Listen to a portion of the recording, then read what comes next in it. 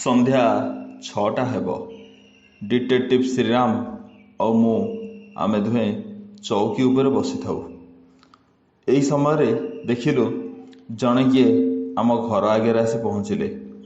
କାରରୁ ବାହାରିବା ପରେ ମୁଁ ଜାଣିଲି ସେ ହେଉଛନ୍ତି ସ୍ଥାନୀୟ ଥାନାର ଏସ୍ପି ବିସ୍ମୟ ମହନ୍ତ। ସେଦିନ ଆମେ ଲିଙ୍ଗରାଜ ମନ୍ଦିରରୁ ରୁଙ୍କୁଡ଼ା ରଥ ଯାତ୍ରା ଦେଖି ଫେରିଥାଉ। ଅଶୋକାଷ୍ଟମୀ ବିଷୟରେ ଟିକେ ଆଲୋଚନା କରିବୁ ବୋଲି ଭାବିଥିଲୁ, କିନ୍ତୁ ଏହି ସମୟରେ ଏସ୍ପି ଆସି ପହଞ୍ଚିଗଲେ। ସେ ଯାହା ବି ହେଉ, ଯେତେବେଳେ ଏସ୍ପି ଆସିଛନ୍ତି ଆମ ଘରକୁ ତାଙ୍କର ସ୍ୱାଗତ ତ ନିଶ୍ଚୟ କରିବାକୁ ପଡ଼ିବ। ଶ୍ରୀରାମ ତାଙ୍କୁ ଚିହ୍ନିଥିଲେ। ଚୌକିରୁ ଉଠିଯାଇ ତାଙ୍କ ସହିତ କରମର୍ଦ୍ଦନ କଲେ ଆଉ କହିଲେ, କଥା କ'ଣ ମହନ୍ତ ବାବୁ, ହଠାତ୍ ଏମିତି ପଳେଇ ଆସିଲେ? ଏସ୍ପି ଶ୍ରୀରାମ ବାବୁ, ସେମିତି ଗୋଟେ କାମରେ ମୁଁ ତମ ପାଖକୁ ଆସିଛି।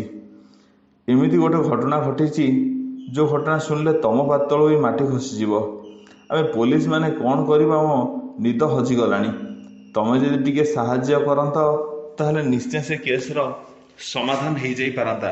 ଅବଶ୍ୟ ସେଥିପାଇଁ ଆମେ ତୁମକୁ ଯଥେଷ୍ଟ ପରିମାଣରେ ଟଙ୍କା ଦେବୁ। ତମେ ଯାହା ଡିମାଣ୍ଡ କରିବ ସେଇ ଅନୁସାରେ ଟଙ୍କା ଆମେ ଦେବୁ। ୱାହ ୱାହ, ଶ୍ରୀରାମ ଦୁଇଥର ଏମିତି ତାଳି ମାରି କହିଲେ। ତାପରେ ଶ୍ରୀରାମ କହିଲେ, ପୋଲିସ ମାନଙ୍କୁ ଡିଟେକ୍ଟିଭ ମାନଙ୍କର ସାହାରା କେବେଠୁ ପଡ଼ିଲାଣି? ଏସ୍ପି ଟିକେ ରହିଯାଇ କହିଲେ, ଦେଖ ଶ୍ରୀରାମ, କେସ୍ଟା ହେଉଛି ସେମିତିଆ, ତମେ ଯଦି ହେଲ୍ପ ନ କରିବ ଆମେ କ'ଣ ହବୁ ଯେ ଆମେ ନିଜେ ବି ଜାଣିନୁ। ଶ୍ରୀରାମ, ଘଟଣାଟା ପ୍ରଥମେ କୁହ, ଟିକେ ଟିକେ ରୁହ। ବଳରାମ, ହଁ ଶ୍ରୀରାମ କୁହ। ଜରିରେ ଭୋଗଟା ଥିଲା, ଏସ୍ପିଙ୍କି ଭୋଗଟା ତ ଆଟଲିଷ୍ଟ ଦିଅ। ତାପରେ ମୁଁ ତତ୍କ୍ଷଣାତ ଜରିରୁ କନ୍ଦ କଦଳୀ ବଢ଼େଇଦେଲି ଏସ୍ପିଙ୍କ ହାତକୁ। ଏସ୍ପି ଟିକେ ପାଇଦେଇ ପ୍ରସାଦ କହିଲେ, ଦେଖ ଶ୍ରୀରାମ, ଏଇ କିଛି ଦିନ ତଳେ ତୁମେ ଜାଣିଥିବ ମନ୍ଦିର ଉପରେ ବୋମା ମାଡ଼ ହେଲା। ପୁଣି ତାର ଅଳ୍ପ ସମୟ ପରେ ପରେ ମସଜିଦ ଉପରେ ବୋମା ମାଡ଼ ହେଲା। ହିନ୍ଦୁ ମୁସଲମାନ ପରସ୍ପର ଉପରେ ରାଗ ରଖି ଏମିତି କାମ କରିଛନ୍ତି। କିନ୍ତୁ ଠିକ୍ ସେଇଦିନ ରାତିରେ ଏଇ ବିଦ୍ୟାଳୟର ମାଷ୍ଟର ଡିଲେଶ୍ୱର ବିଶ୍ୱାଳଙ୍କୁ ଅପହରଣ କରି ନିଆଗଲା। ଏବେ ତାଙ୍କର କେଉଁଠି କିଛି ଖୋଜ ଖବର ମିଳୁନି। ଆମକୁ ବାରମ୍ବାର ଉପରୁ ପ୍ରେସର ହେଉଛି ଯେମିତି ହେଲେ ମାଷ୍ଟରଙ୍କ ଜୀବନ ରକ୍ଷା କରିବା ପାଇଁ। କିଡନାପର କିଏ ଏପର୍ଯ୍ୟନ୍ତ ଜାଣିଲେଣି? ନା ନା, କିଡନାପର କିଏ ଜାଣିବା ଦୂରେ ଥାଉ, ସେ କାହିଁକି କିଡନାପ କରିଛି, କ'ଣ ପାଇଁ କିଡନାପ କରିଛି, କେମିତି କିଡନାପ କରିକି ନେଲା, ତାର ତଥ୍ୟ ବି କେହି କହିପାରୁନାହାନ୍ତି। ଆଉ ଏମିତି ଆମେ ଶୁଣିଛୁ ଡିଲେଶ୍ୱର ବିଶ୍ୱାଳଙ୍କର କାହା ସହିତ ଶତ୍ରୁତା ବି ନଥିଲା, ତାଙ୍କୁ ପୁଣି କିଏ କିଡନାପ କରିବ? ଏତିକି କହି ଏସ୍ପି ରହିଗଲେ। ଶ୍ରୀରାମ, ଯିଏ କିଡନାପ କଲା ସେ ତାପରେ ତମକୁ ଫୋନ୍ କରିଥିବ ବା କୌଣସି ଚିଠି ବା କୌଣସି କାହା ମାଧ୍ୟମରେ ତ ଖବର ଜଣେଇଥିବ। ଏସ୍ପି, ହଁ କିଛି ଦିନ ତଳେ ଥାନାକୁ ଗୋଟେ ପାର୍ସଲଟେ ଆସିଲା। ସେଥିରେ ଗୋଟେ ଚିଠିଟିଏ ଥିଲା। ସେଥିରେ ଲେଖା ଥିଲା, ଯେମିତି ବି ହଉ ବଡ଼ବାବୁଙ୍କର କେସ୍ ଯଦି ନ ଚାପନ୍ତି ତେବେ ମାଷ୍ଟରଙ୍କୁ ପାଇବା ସାତ ସ୍ୱପ୍ନ ହେଇଯିବ। ଚିଠିଟି ଦେଇଥିଲା କିଏ ଥାନାରେ ଆଣିକି? ସେଇ କୁକୁଡ଼ା ଫାର୍ମର ମାଲିକ।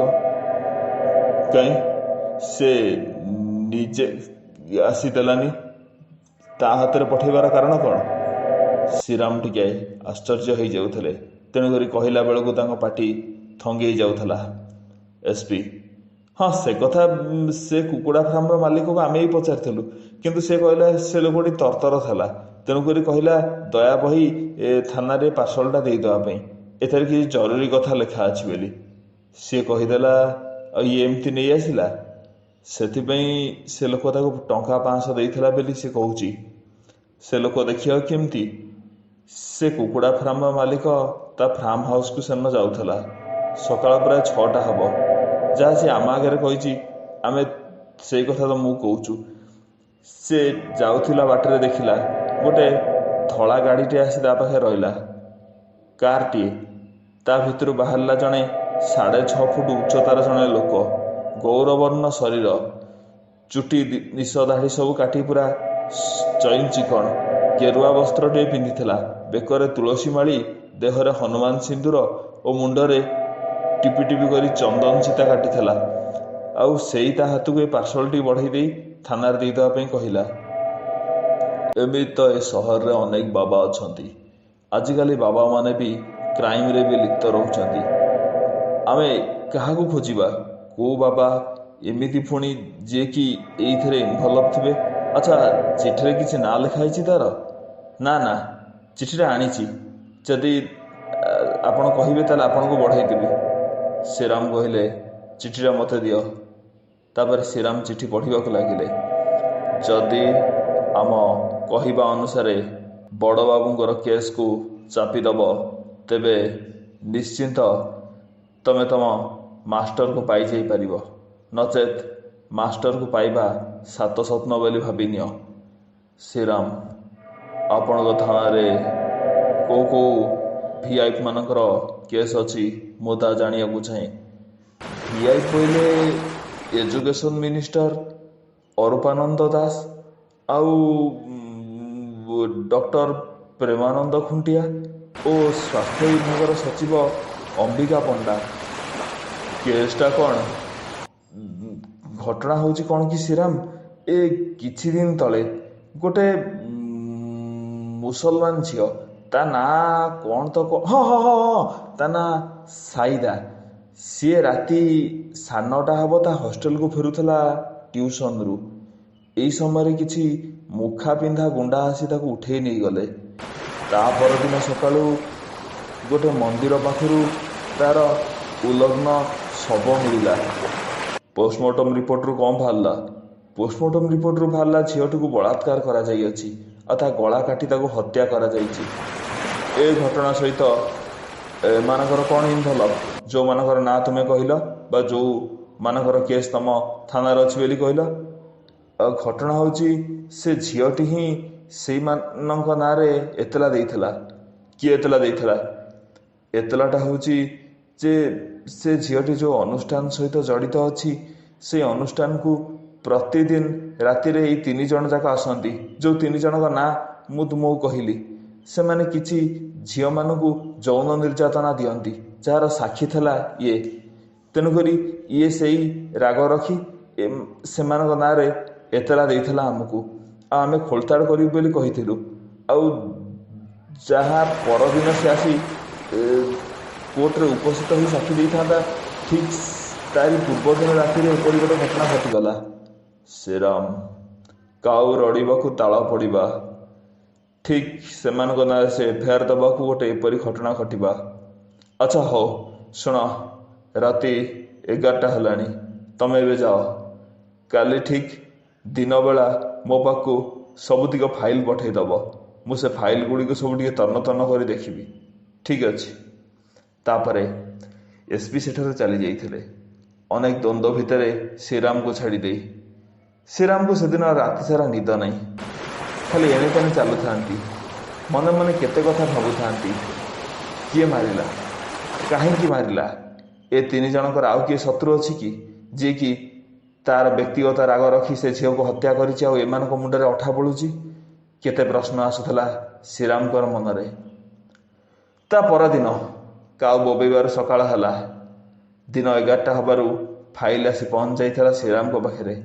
ଶ୍ରୀରାମ ସବୁତିକ ଫାଇଲ୍ ଖେଳେଇ ଦେଇଥିଲେ। ଫାଇଲ୍ ଖେଳେଇକି ଗୋଟି ଗୋଟି କରି ତନ୍ନ ତନ୍ନ କରି ଦେଖୁଥିଲେ। ଟିକେ ରହିଯାଇ ଟେଲିଫୋନ୍ କଲେ ଥାନାକୁ। SP ଫୋନ୍ ଉଠେଇଲେ। ମହନ୍ତ ବାବୁ, ମୁଁ ଟିକେ ଅରୂପାନନ୍ଦ ବାବୁଙ୍କ ସହିତ ସାକ୍ଷାତ କରିବାକୁ ଚାହୁଁଛି। ଏବେ ହେଇପାରିବ? ଟିକେ କିଛିଟା କଥା ତାଙ୍କଠୁ ଜାଣିବାକୁ ଚାହୁଁଛି। SP, ହଁ, ସମ୍ଭବ ହେଇପାରିବ। ବର୍ତ୍ତମାନ ସେ ନିଜ ବାସଭବନରେ ଥିବେ। ଯଦି ତୁମେ ଚାହିଁବ ତେବେ ଆମେ ଦୁହେଁ ହିଁ ଯିବା। ଠିକ୍ ଅଛି। ତାପରେ ଆମେ 3 ଜଣ ଯାକ ଯାଇ ତାଙ୍କ ବାସଭବନରେ ପହଞ୍ଚିଗଲୁ। ଅବଶ୍ୟ ଆମେ ଯିବା ଆଗରୁ SP କହିଦେଇଥିଲେ ଡିଟେକ୍ଟିଭ ଶ୍ରୀରାମ ଅରୂପାନନ୍ଦ ବାବୁଙ୍କୁ ଯୋଗାଯୋଗ କରିବାକୁ ଚାହୁଁଛନ୍ତି ବୋଲି। ତେଣୁକରି ଶ୍ରୀରାମକୁ ଆଉ ପରିଚୟ ଦେବାକୁ ପଡ଼ିନଥିଲା ଅରୂପାନନ୍ଦ ବାବୁଙ୍କୁ। ଶ୍ରୀରାମ ପଚାରିଲେ, କଥା କ'ଣ ସାର୍? ଆପଣଙ୍କ ନାଁରେ ଏ ଯେଉଁ ସବୁ କଥା ବା ଏ ଯେଉଁ ସବୁ ଏତଲା ଦିଆଯାଇଛି, ଏସବୁ କ'ଣ ସତ? ଟିକେ ରହିଯାଇ ସେ ଉତ୍ତର ଦେଲେ, ଆମେ 3 ଜଣ ହେଉଛୁ ବହୁତ ଭଦ୍ର ଲୋକ। କିଛି କୁଚକ୍ରୀ ଗୋଷ୍ଠୀ ଆମମାନଙ୍କ ନାଁରେ ଏପରି ଅପପ୍ରଚାର କରୁଛନ୍ତି। ସେ ଝିଅକୁ ଆମ ବିରୋଧୀ ଲୋକ ହିଁ ଉସ୍କେଇଥିଲେ ଏମିତିଆ ଏଫଆଇଆର ଦେବା ପାଇଁ। ଆରେ ଆମେ ଗଲେ କାହିଁକି ଯିବୁ? ଜଣେ ଡାକ୍ତର ଯିବ, ସିଏ ରୋଗୀ ପରୀକ୍ଷା କରିବାକୁ ଯିବ ଅନୁଷ୍ଠାନରେ କାହା ଦେହ ଖରାପ ଅଛି, ସେଇଠି ଡକ୍ଟର ଖୁଣ୍ଟିଆ ଯିବା କଥା, ସ୍ୱାଭାବିକ କଥା। ସ୍ୱାସ୍ଥ୍ୟ ବିଭାଗର ସଚିବ ହିସାବରେ ପଣ୍ଡା ବାବୁ ସେଠିକି ଯିବା ସ୍ୱାଭାବିକ କଥା। ଆଉ ମୁଁ ଯେହେତୁ ଶିକ୍ଷା ମନ୍ତ୍ରୀ ଅଛି, ସ୍କୁଲର ହାନି ଲାଭ ଭଲ ମନ୍ଦରେ ମୁଁ ମୁଣ୍ଡ ଖେଳେଇବି। ଏଥିରେ ରାତି କ'ଣ ଦିନ କ'ଣ? ଏଇଟାକୁ କିଛି ଲୋକ ସହିପାରିଲେନି। ସେ ଝିଅକୁ ଉସ୍କେଇଲେ, ସେ ଝିଅ ଆମ ନାଁରେ ଏତଲା ଦେଇଦେଲା, ଆଉ ସେଇମାନେ ରାଗ ରଖି ତାକୁ ମାରିଦେଲେ, ଆମ ନାଁରେ ଅଠାଟା ବୋଳିଦେଲେ। ଆମେ ଡରୁନୁ, ଆମେ ତଦନ୍ତର ସମ୍ମୁଖୀନ ହେଉଛୁ। ଠିକ୍ ଅଛି ସାର୍, ଆପଣଙ୍କଠୁ ଯାହା ବୁଝିବା କଥା ମୁଁ ବୁଝିଦେଲି। ଏହି ସମୟରେ ଶ୍ରୀରାମ କିଛି ବାଟ ଚାଲିକି ଗଲେ, ଦେଖିଲେ ମେଜିଆ ଉପରେ ଗୋଟେ ଆଲବମ୍ଟିଏ ଥୁଆ ହେଇଛି, ସେଥିରେ ଗୋଟେ ଫଟୋଟିଏ ଅଛି। ସେଥିରୁ ଗୋଟେ ଫଟୋ କାଢ଼ି ଦେଇ ପଚାରିଲେ, ସାର୍ ଇଏ କିଏ? ଇଏ ହେଉଛି ଦୁଃଶାସନ ରଣା। ଇଏ ଆମର ଅତି ଘନିଷ୍ଠ ଲୋକ, କହିବାକୁ ଗଲେ ମାନେ ଘରକୁ ଯାହା ଆସ ଅଛି ଗୋଟେ ଭଲ ସମ୍ପର୍କ। ଏବେ ସେ କେଉଁଠି ଅଛି?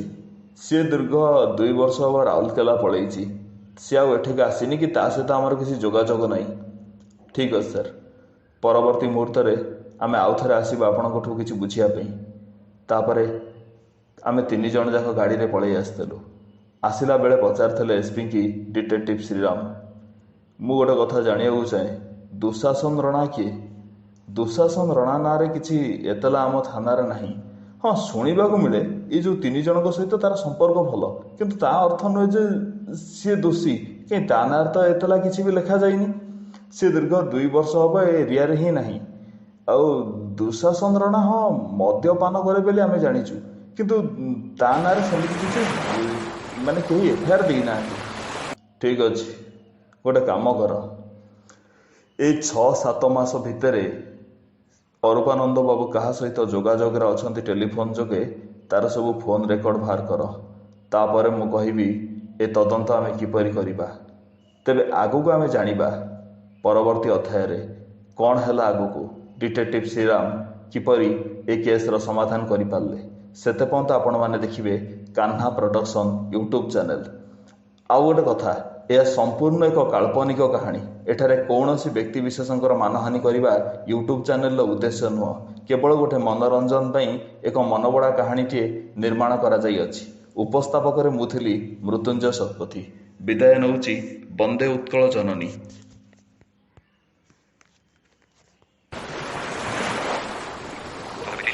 On screen. 80 recorder. Settings. 7.